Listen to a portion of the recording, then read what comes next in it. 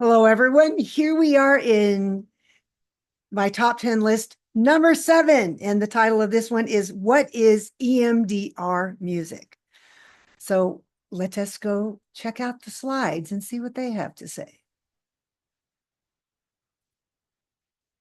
After I share my screen and I move myself to the bottom. Okay. I'm going to read this thing that's in the heart once we get there. But first of all, I'm going to explain what EMDR music is. EMDR is the acronym for eye movement desensitization and reprocessing. Try to say that 3 times real fast. EMDR is a method of trauma therapy used by healthcare professionals. You have to actually have a psychological degree or a PhD in psychology in order to be an EMDR therapist, if I am correct in that. You might be able to do it with a master's. But those of you who are in that might correct me in the comments below because I don't remember. EMDR mimics REM sleep, which is rapid eye movement, because they find that people process life events and traumas during REM sleep. And so they found a way to, while you're awake, to do that, and it's through EMDR. EMDR therapy helps the client to work through particularly difficult traumas such as PTSD. And they found this very effective, especially from people coming back from war. Many healthcare professionals are beginning to utilize the EMDR techniques, which often involve the use of bilateral music, which is where it's panning from left to right. Okay, now I'm going to read. This is a testimony after I created some of my first EMDR music, which, by the way, there's me and one other person who is the husband of the woman who told me about EMDR music and how to create it and what to do, because she was a therapist. So within a couple of months of my first EMDR album, Lynn W. wrote saying that in the midst of having a heart attack, she somehow understood her symptoms were emotionally stimulated. By playing the EMDR version of the song Life Source, which is on the album I Am, I believe I'll have to double check. She played it over and over. Her heart began to entrain. That's come into alignment with the rhythm of the music. Creator asked her to walk through some emotional traumas from her childhood. Notice this is comparing to what's going on with rapid eye movement. With the releasing of each traumatic event, she felt her body slowly come back into a normal state.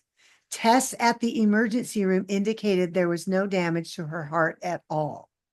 Now, I don't recommend you using EMDR music if you're dealing with something like she had. Go to the doctor. I mean, but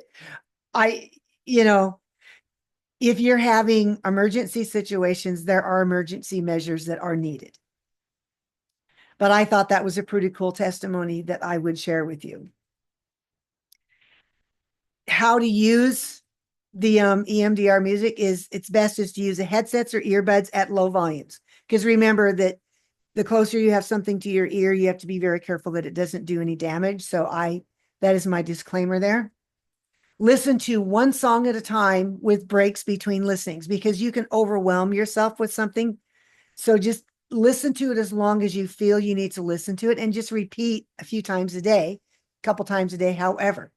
Some therapists use stereo speakers and place the activity between the 2 speakers. For example, one of the women that was using my EMDR music is a therapist who works with autistic kids. So she had 2 stereo speakers that were facing inside, so that they faced a center point. And then she put the kids' PlayStation right smack between those 2 speakers, far enough out. And then she would do everything with those kids while the EMDR music was panning gently to the left and right at a low enough speed. A low enough volume, and the panning was slow enough speed that it wasn't noticeable by the kids. But she found that their attention spans were a lot longer during that time. You want to use music that fully pans from side to side.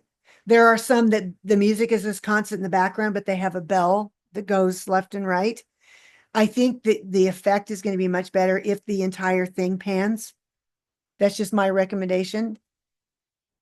If you are in EMDR therapy currently for anything, then your doctor might have other suggestions on how you can use EMDR music.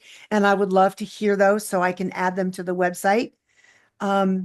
Because I just create the music and then people tell me how it works for them.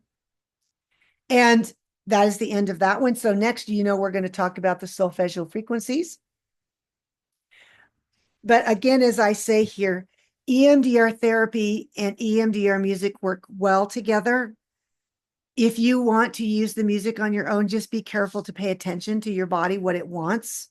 If you're using earbuds or headsets, make sure the volume isn't too loud. And if you are having physical issues, then you probably should speak to a physician first.